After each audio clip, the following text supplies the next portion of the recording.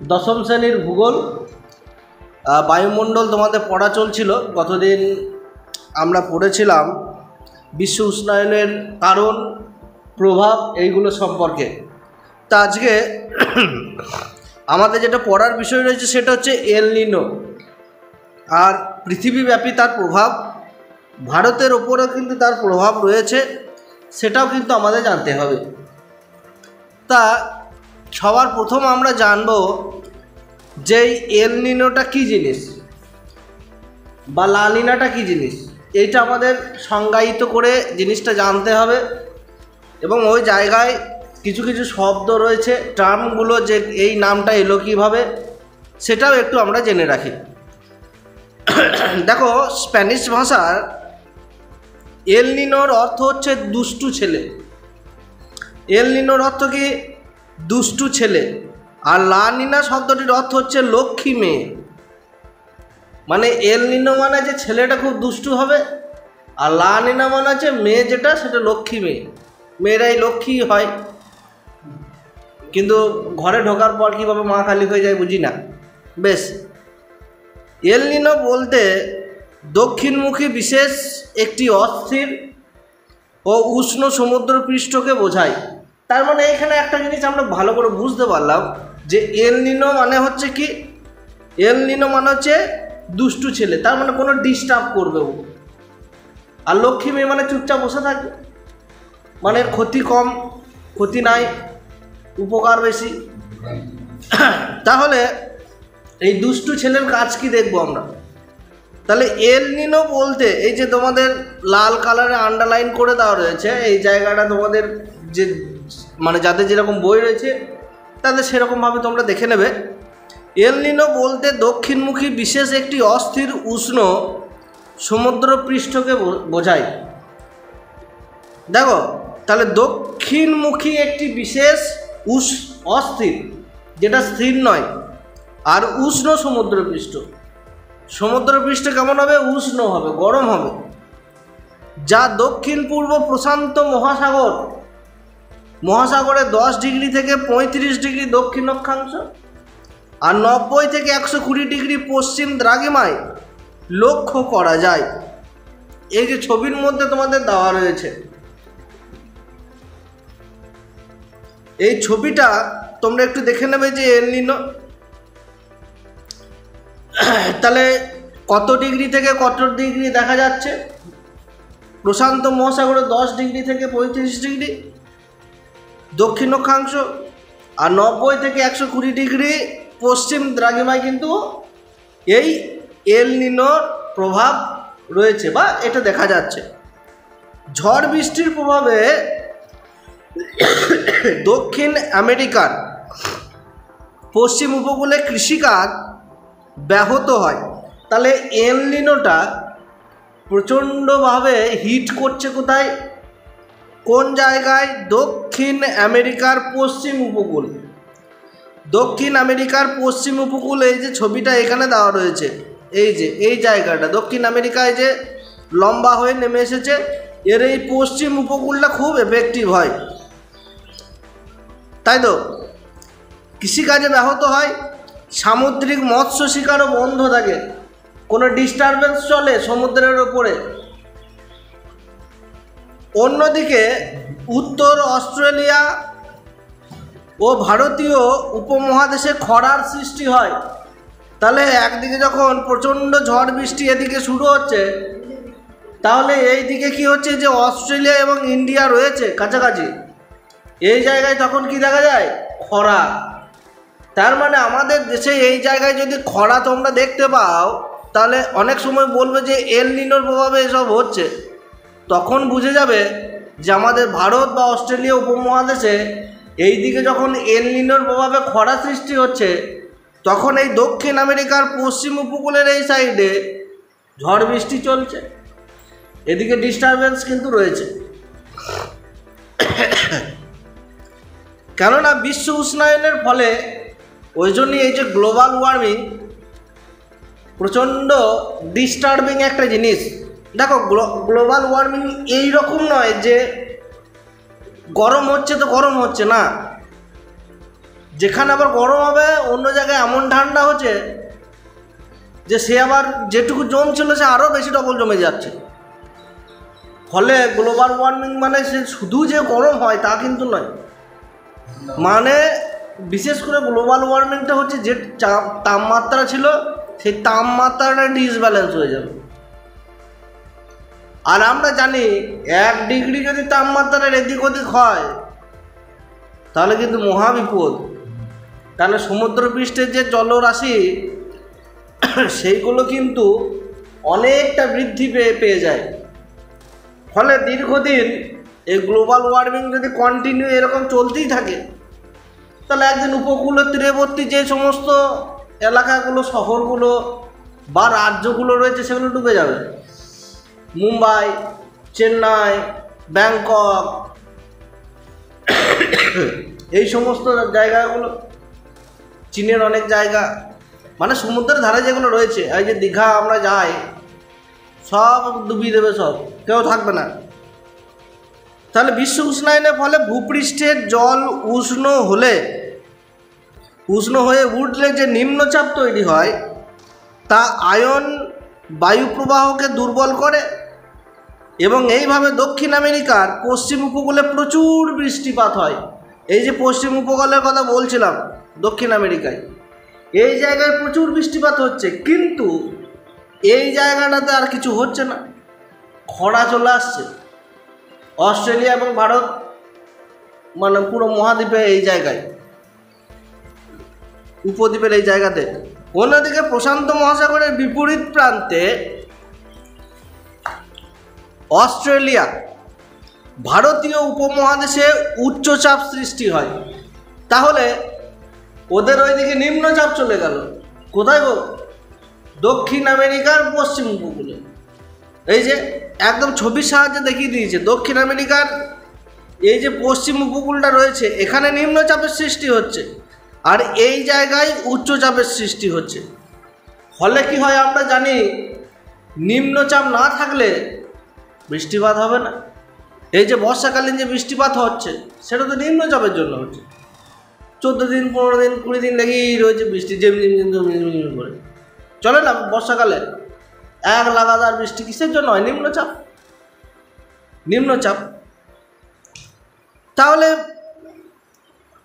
Australia এবং ভারতীয় উপমহাদেশে উচ্চচাপ সৃষ্টি হয়, একে এল নিনোর ঘটনা বলে। এইখানটায় মহা ফ্যাসাদ, যত সমস্যার মূলে এই এল নিনো। আবহাওয়া বিজ্ঞানী ওয়াকার এর ব্যাখ্যা দিতে গিয়ে কী বলেছেন, যে নিরক্ষরেখার দক্ষিণে বায়ুমণ্ডলের নিম্ন স্তর এবং সমুদ্রপৃষ্ঠের উষ্ণতার তারতম্য ঘটলে ঘড়ির পেন্ডুলামের মতো বায়ুর উচ্চচাপ এবং নিম্নচাপ দক্ষিণ প্রশান্ত মহাসাগর থেকে ভারত মহাসাগর পর্যন্ত স্থান পরিবর্তন করে।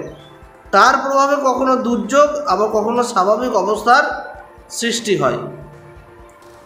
তার মানে দুর্যোগপূর্ণ যে বাতাস, মানে খুব ডিস্টারবেন্স, দুর্যোগপূর্ণ যখন হয়ে যাবে তখন হয়ে যাবে কি এল নিনো, আর যখনই স্বাভাবিক হয়ে গেল তখন লা নিনা। ব্যাস।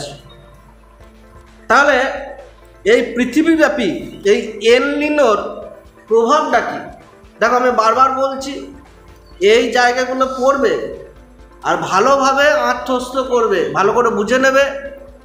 যদি তোমরা পারো ছবি সমেত মুখস্থ করা বা পড়ার চেষ্টা করবে, ছবি বুঝে বুঝে মনে থাকে ভালো। আর এখান থেকে তোমাদের কিন্তু পরীক্ষায় প্রশ্ন আসে, তাদের শর্ট কোশ্চেন আসতে পারে, 2 নম্বরে আসতে পারে, তোমাদের 8 নম্বরে 5 নম্বরে যেগুলো আছে সেই মার্কস অনুযায়ী আসতে পারে। বুঝতে পেরেছ? হ্যাঁ। এইবারে পৃথিবীব্যাপী যে এল নিনোর প্রভাব সেটা আমরা জানব। দেখো, দক্ষিণ পূর্ব প্রশান্ত মহাসাগরীয় যে অঞ্চল রয়েছে, তাহলে এই যে প্রশান্ত মহাসাগরীয় অঞ্চল রয়েছে দক্ষিণ পশ্চিম, দক্ষিণ পূর্ব, আচ্ছা এই জায়গাটা দক্ষিণ পূর্ব প্রশান্ত মহাসাগরীয় অঞ্চল, মেক্সিকো উপসাগর, পেরু, চিলি, ইকুয়েডর এর মরু অঞ্চলে বজ্রপাত সহ বৃষ্টি, বন্যা হয়। 2 নম্বর পয়েন্ট হচ্ছে উত্তর আমেরিকার উত্তর পশ্চিম অংশ কানাডায় শীতের প্রকোপ কমে, তখন ওখানে শীত কম থাকে, ঝড় বৃষ্টি হচ্ছে। দক্ষিণ পশ্চিম প্রশান্ত মহাসাগরীয় অঞ্চলে উচ্চচাপের সৃষ্টি হয়ে উত্তর Australia, New Guinea, Philippines, Indonesia, Bangladesh, ভারতে গ্রীষ্মকালে প্রবল তাপমাত্রা, অনাবৃষ্টি, খরা ইত্যাদি দেখা যায়। তার মানে কি হচ্ছে, এই জায়গায় যখন বৃষ্টি হচ্ছে তখন এই ভারত, বাংলাদেশ, ফিলিপাইন্স, অস্ট্রেলিয়া এই সমস্ত দেশগুলোতে উচ্চচাপের সৃষ্টি হয়ে এই জায়গায় খরা তৈরি হচ্ছে,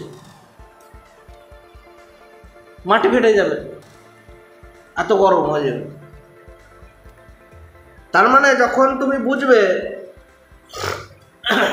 যেদিকে প্রচুর বৃষ্টি, তখন অন্যদিকে কি হবে, এল নিনো চলছে, তখন অন্যদিকে খরা। আর আমাদের এদিকে খরা তো ওদের এদিকে বন্যা, এরকমই চলে।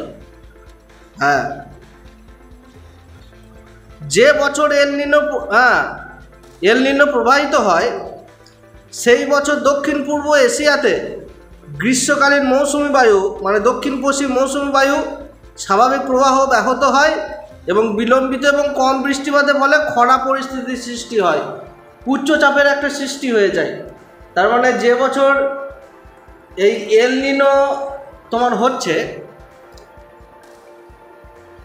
প্রভাবিত হচ্ছে, সেই বছর কি হচ্ছে, দক্ষিণ পূর্ব যে এশিয়াতে যে জায়গাগুলো রয়েছে, ভারত, বাংলাদেশ, ফিলিপাইন্স, আবার অস্ট্রেলিয়া, এই সমস্ত জায়গায় যে মৌসুমি বায়ু প্রভাবিত হয়, যে বৃষ্টিপাতটা হয়, সেটা কিন্তু আটকে যাচ্ছে এল নিনোর প্রভাবে। ভাবো জলটা পাবো কোথা থেকে, বৃষ্টি হবে কোথা থেকে।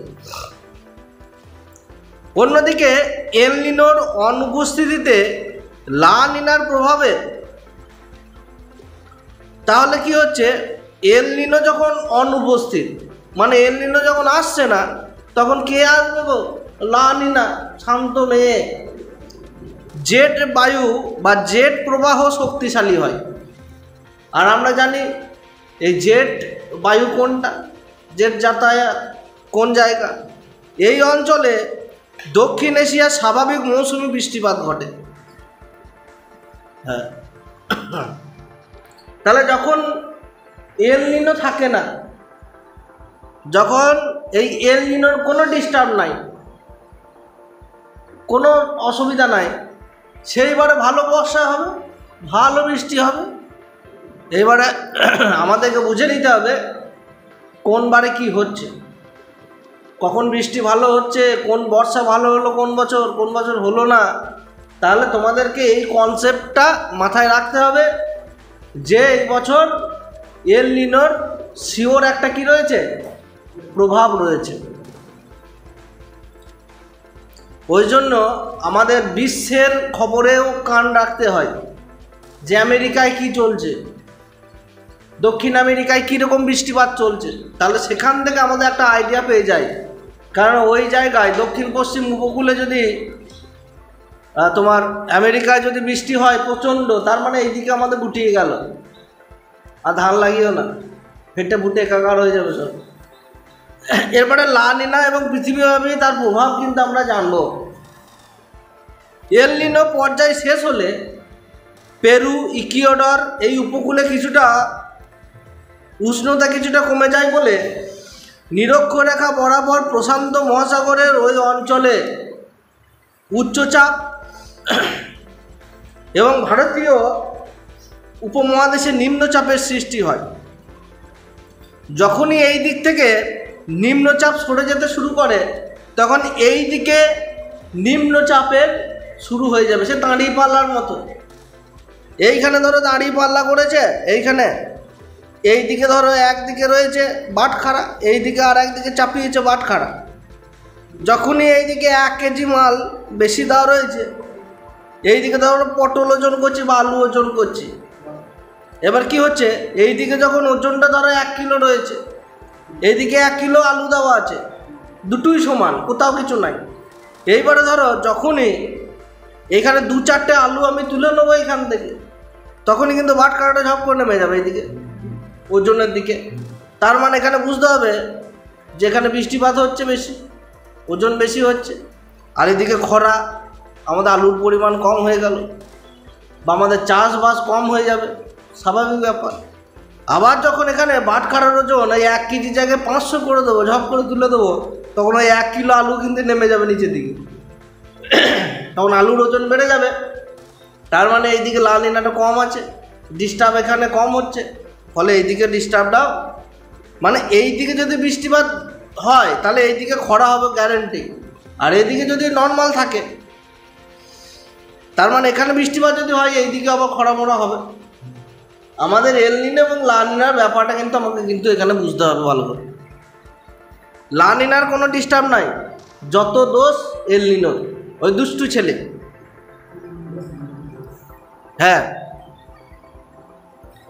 তাহলে এই ভারতীয় উপমহাদেশে নিম্নচাপ সৃষ্টি হয়, এই অবস্থায় হচ্ছে লা নিনা, অর্থাৎ প্রশান্ত মহাসাগরে তৈরি হওয়া এল নিনো সমুদ্রের উপরিতলের তাপমাত্রা বৃদ্ধি অবস্থায় এবং লা নিনা সমুদ্রের উপরিতলে তাপমাত্রা হ্রাসের অবস্থা।